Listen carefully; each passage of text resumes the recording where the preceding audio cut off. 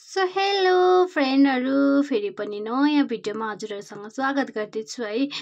अनि यो चाहिँ बिहान मर्निङको भिडियो हो नि त। अन्त म चाहिँ बिहान 5:30मै उठेर चाहिँ सबै थोक रेडी गरेर चाहिँ बिहानको लागि ऊ चाहिँ हस्टेल जान्छ नि त। अनि उसको लागि चाहिँ मुलाको अचार हालिदिँदै थिएँ है हस्टेलमा लानुको लागि। अनि ऊ चाहिँ अब 1 हप्ता बादमा मात्रै आउँछ नि त। अन्त ऊ चाहिँ आजदेखिको हस्टेल बस्छ, त्यसले गर्दाखेरि अनि उसलाई मुलाको अचार चाहिँ हालिदिएको मैले है। अनि त्यसको बादमा चाहिँ म अलिअलि तयारी भएर ड्रेस चेन्जहरू गरेर है राम्री भएर चाहिँ म पनि ड्युटीतिर गएको है। ड्युटी गएँ है।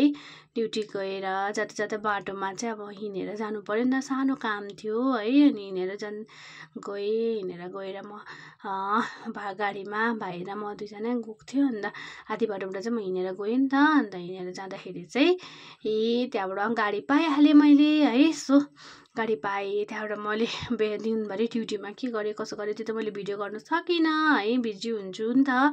अन्त त्यसको बादमा चाहिँ मैले फेरि ड्युटी अफ भएर चाहिँ म घर आउँदै गर्दाखेरि चाहिँ मैले सानो क्लिप चाहिँ बाटोको भिडियोहरू पुरा भयो भनेर चाहिँ त्यो देखाएँ है हजुरहरूलाई।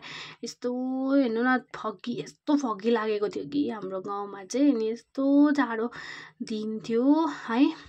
त्यो जाडो दिनमा चाहिँ अनि मैले कसरी जानु होला हेर्नुहोस् न यो दिनमा भनेर चाहिँ भने नि त। मैले गाडी पर्खेर म गाडीमा चढेर आएँ, त्यो चाहिँ मैले भिडियो गर्न सकिनँ। त्यसमा चाहिँ अब दादाहरूसँग बात मार्दै आएँ नि त।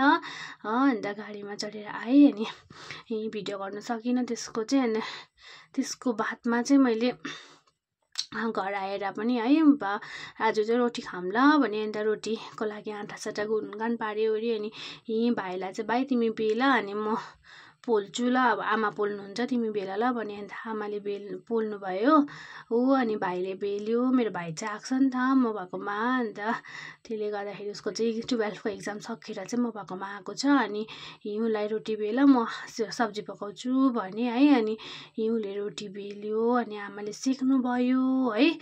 So thank you so much watching.